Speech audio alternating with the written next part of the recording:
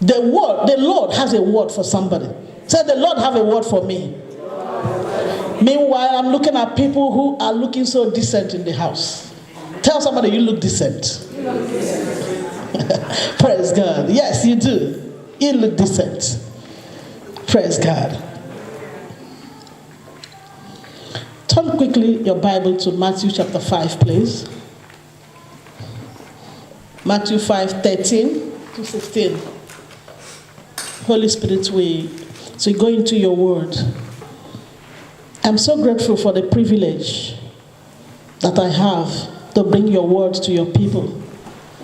I am more grateful, oh God, for the opportunity that I'm given to stand on this holy place. Father, it's not because I'm entitled. It's not because it is my right.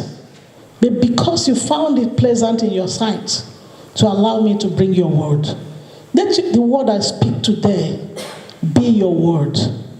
Father, let your word be in the demonstration of your spirit and your power. Father, let your word, oh God, do that which you have proposed from the beginning. And let you alone get the glory and honor. In Jesus' name we pray. Amen. We are going to read. That is Matthew. Matthew 5:13. I said 13, daughter. You are the salt of the earth. But if the salt have lost his savour, wherewith shall it be salted? It is henceforth good for nothing, but to be cast out and to be trodden under foot of men. You are the light of the world. A city that is set on a hill cannot be hidden. 15. Neither do men light a candle and put it under a bushel, but on a candlestick, and it giveth light unto all that are in the house. Praise God. God says, you are the light of the world. I am the light of the world. We are the salt of the earth. This earth is bitter. The earth we are living in, there is so much bitterness. There are so many things happening that make people bitter, so uninhabitable. But you know what? God has called us out. We are people set apart to put salt into this nation, into our world. We are sitting here because God has sorted us out. God has sorted us out. There are people who are going through some stuff. There are people who are entangled with sin. They are looking for a way out, but they don't know how to come out. So God deliberately and intentionally positioned you and myself to be a salt and light unto them. That's what Jesus said. Jesus said, we are the salt and the light of the earth. And today I want to talk to you on what I have titled, Figuring Out Your Significance. Did you hear what I said? Say it back to me. We are going to preach together. Figuring out your what? Can I hear it again? You know, if we don't know how significant we are, we can never truly be salt and light to our generation. And when we are talking about being significant, a lot of us are thinking of podium, where we can stand, television, media, where we are celebrities. All of us can't be celebrities. But we can always be celebrities for Jesus in our own way. So wherever we find ourselves, our significance will show when we manifest the light of God. And I'm here to remind you of how significant you are. Sister, you are significant. You are significant. You mean a lot. You are. Brother Trevor, you are significant. You are not minute. Yeah? You are not. Don't ever, Pastor George always said, don't let anybody look down on you. When you don't know your significance, people look down on you and it affects you. But when you know that you are significant by what Jesus did on the cross of Calvary, nobody, not even the devil, will look down on you. Say, devil will not look down on me. Some of us don't understand. There are people, devil looks down on them. They pray, nothing happens because devil stops and says, who is this one praying? These are some people whose problems weigh them down. The devil, because they don't know their significance. Everybody sitting here, I want you to know, and I want to remind you that you are significant. Because you have been called at a time like this, and you have been set apart to be the light and the salt. But today you must first find out your significance. If I ask you, how significant are you? What will be your response? Amen? Some of us are thinking of Theresa May. They are the ones that are significant. Theresa May is waiting for somebody who will bring light into some areas of her life. She is significant in her own way, but there are areas that she cannot help herself. Praise God. When you watch the video of the wedding yesterday, you heard the man of God speaking. And you look at the faces of the people in the high places. You could see them shifting on their seats. You can see them feeling like, oh my God. Because they have the money, they have the power, they have the name, but they lack the light of the Lord. So when the light came into their midst, their eyes were opened. They were looking with amazement. Can I tell you, you have something that will amaze the world. There is something you have that will amaze your generation. That man of God, we have been having royal weddings from years. We have been having a lot of celebrity events. But it was always the normal situation. They go there, the solemnity. They go there, everybody just goes there, solemn assembly. And the men of God will say what they want to hear. And they go home with their pen. They go home with their void. They go home with their darkness. They go home with their ignorance. Some of them are professors. But they are ignorant about God. And God planted a man that knows his significance. That reverend, he knew his significance. How can you appoint somebody an archbishop to minister to these people and you don't even know why you are there? Then you go, these people are politicians. They talk of politics. You that are a reverend, positioned ahead of them, or when you are preaching, you are talking of politics again. You leave your job because they don't understand. But this man came as a man that knew his significance. He says, I am not going for this wedding like every other person. I am going to shine my light. I'm going to add salt to the lives of these people. When the microphone came to him, he said, no what? They always give them 5 minutes. Whatever you want to talk, we give you 5 minutes. The man said, okay. A man of significance. 5 minutes? The man handled microphone, all of them. For the first time, you can see people laughing. You can see people sit up on their seats and say, wow, we've never had it like this before. Why? Because that man knew his significance. Wherever you are, go in there with your significance. Break the protocols.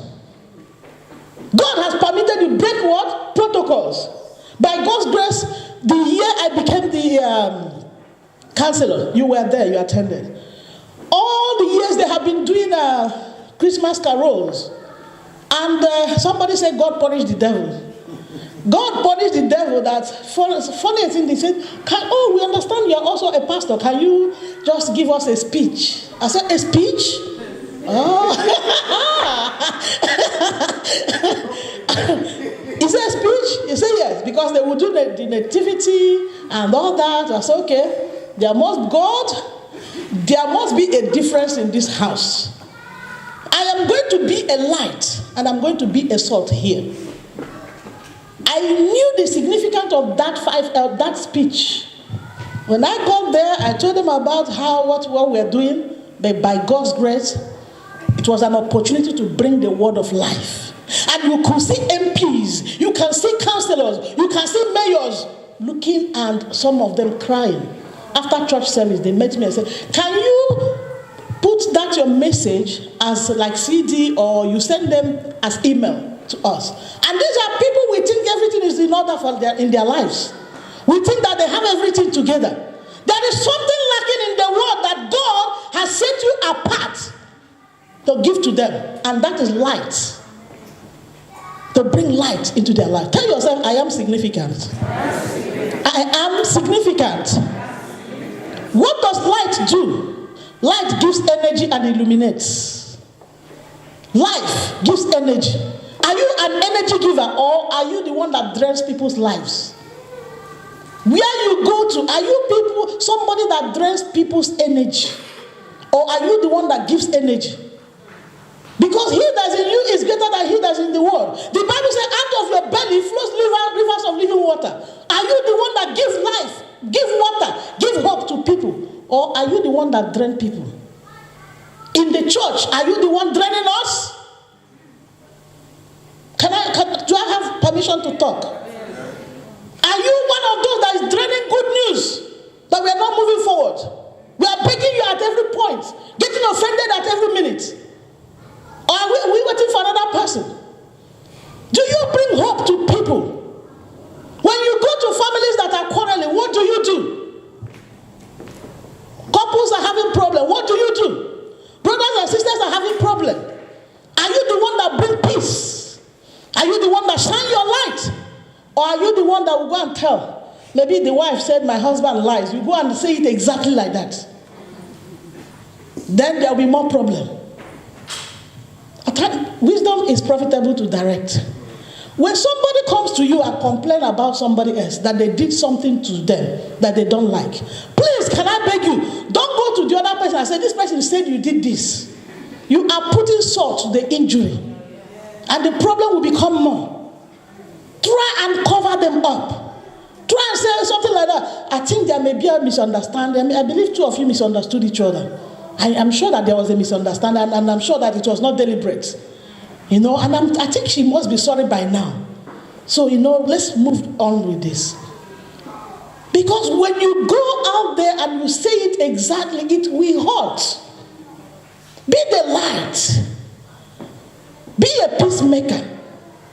Because in the church, a lot of people will come to you. They have, maybe somebody feels, I was ill and nobody has called me, and mistakenly you call them and they complain to you that nobody called them. You now add more salt to it.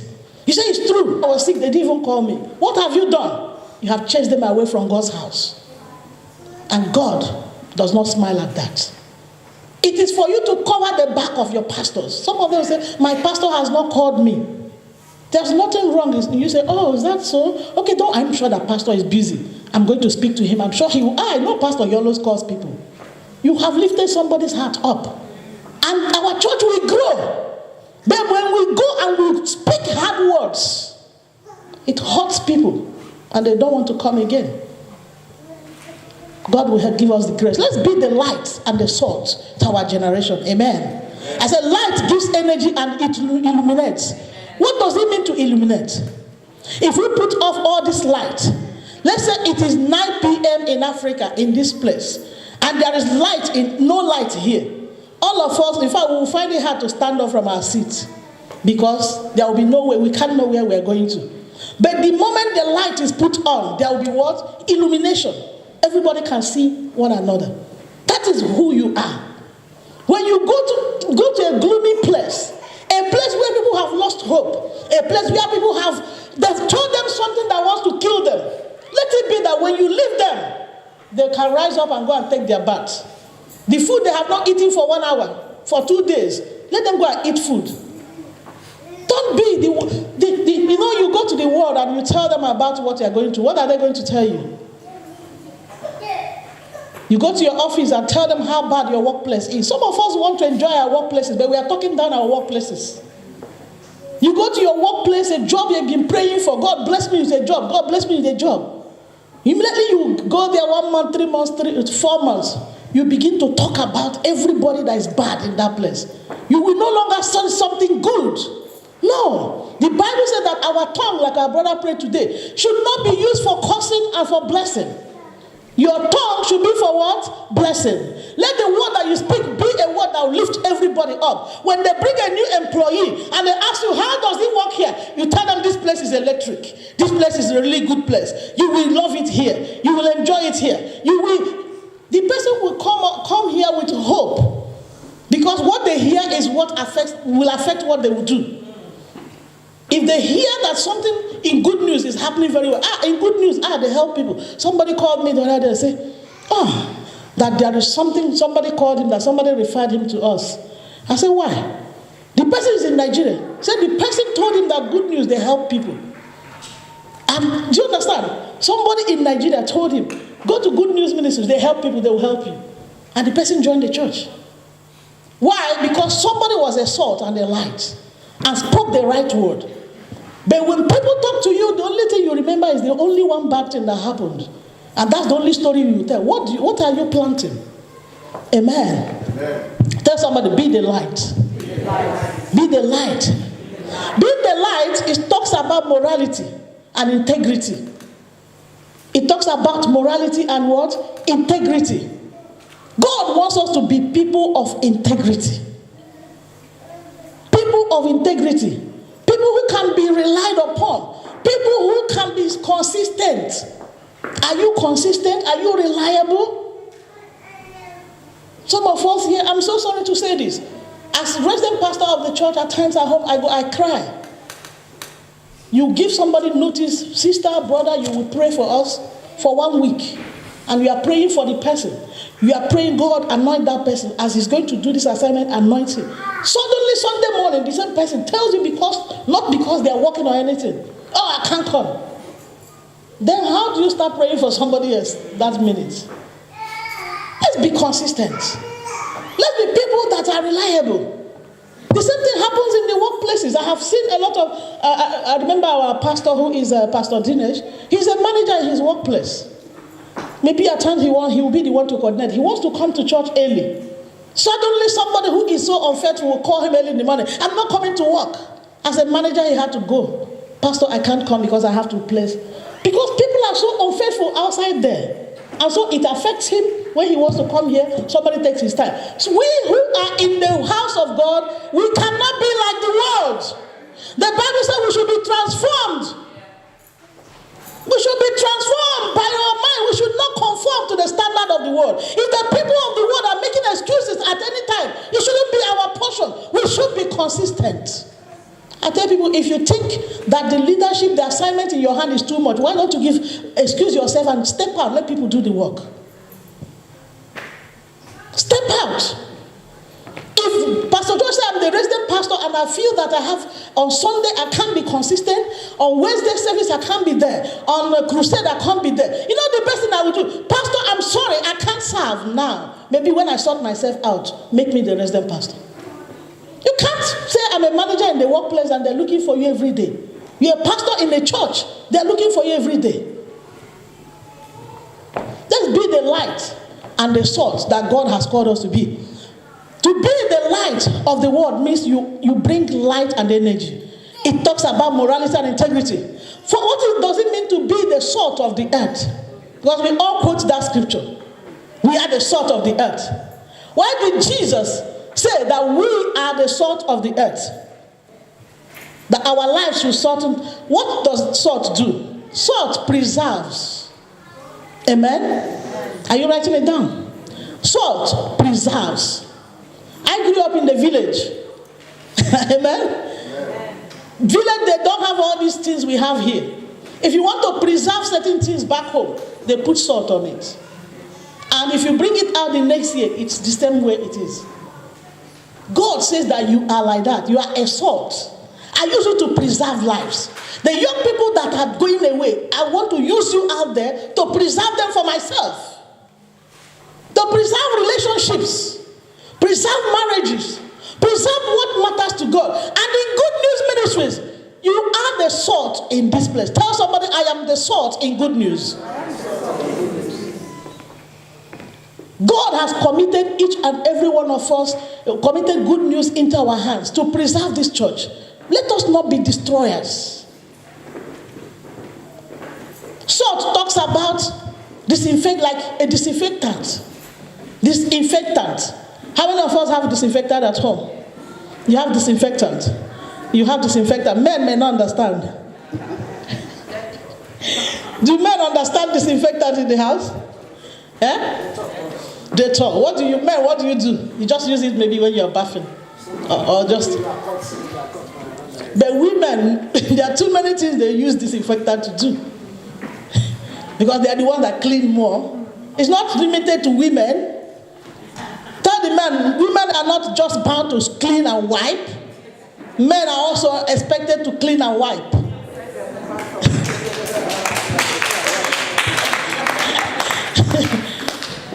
You know, I was listening to the video of Meghan, who is now Duchess of Sussex. That girl at 12 years, how did she come into limelight? Being the light, isn't it? Being the salt. She was in the class and they showed them a video. In the classroom as a primary, 12 years to be in the primary school, isn't it? Or secondary, early secondary school. So they were watching and there was an advert talking about washing up liquid. And yeah, that washing up liquid made it so much that it's women. That it's going to affect women who are always cleaning. And the girl got berserk. The girl said, excuse me, are you trying to tell me that only women should be cleaning? And she wrote to the, I think, magazine or something. And that was how they invited her to say, really? She began to talk about, look, women should not be punished. We are not created to be punished. We are your helpers. And when we help you, you should also what? Help us. Help me preach to a man here. Say, help your wife. Say, help your sister.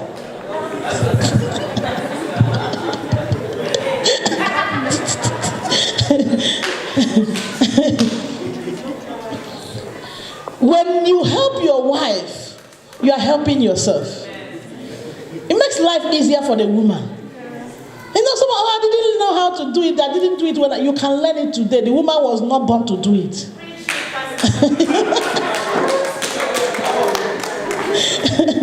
Yes, you remember your daughter. When you had your daughter, you paid her so much. She doesn't start immediately to clean. She's later on. The same way. That's why in the house, I shared David cleans. So I would say because he's a boy. I remember one day he asked me, oh, but I think I'm a boy. I'm not supposed to do this. I said, excuse me. I said, no, you're supposed to, because what I did when they are growing up, I do almost everything myself, but once they turn 9, 10, I really stand up. When they're below that, once in a while, I'll tell them, okay, you go and do that. Even if they don't do it very well, I'll go and repeat it. But once they turn 9 and 10, so like for the beginning, Paula was older, so when she turned that, I'll give her more work. Okay, you do that, you clean that, you clean that, you clean that. Then, when Pamela turned that, she took over. So 2 of them started doing it. This ones do once in a while. Now they have stepped 9, 10. I say, you know what? Paula and Pamela retire. You take over.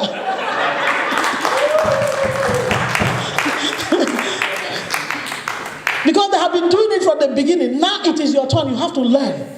So David, the administrator, no, I think I shouldn't do it. I said, I'm sorry. You know why your daddy doesn't clean every time? In fact, your daddy doesn't clean.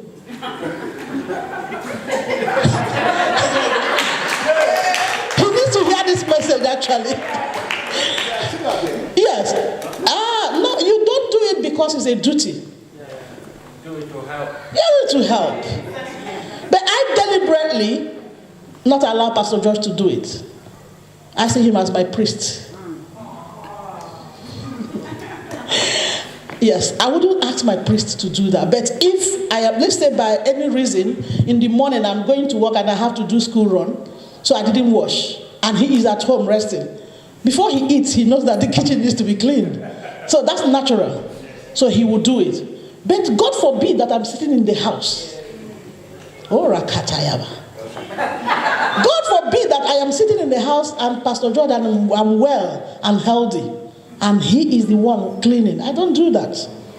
I'm sorry, I may be old school, but that's why my marriage is working.